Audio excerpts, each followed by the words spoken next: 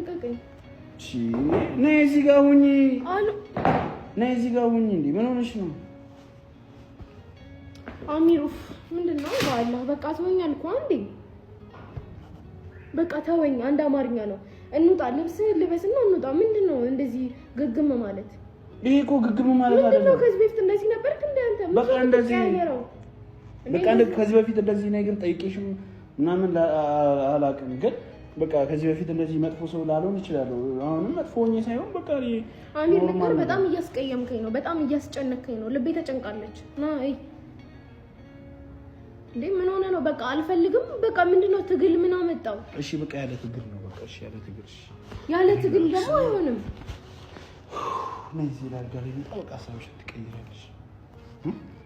አንተ ምን ሆነ ነው? ቆይ አንተ ምንድነው መስማት አቁመህ ነው እንዴ? በቃ ምንድነው አሚር ምን ሆነ ነው? ምንድነው? ለምንድነው ጠንከረህ እኔን የማታጠነክረኝ? በቃ እኔ አልፈልግም። አንድ አማርኛ ነው አይደል እንዴ? የማልፈልግበት ምክንያት ደግሞ አሳማኝ ምክንያት ሰጠው። ኒካ ስታስርልኝ ሁሉም ነገር ይደርሳል ተባባልና እንዴ?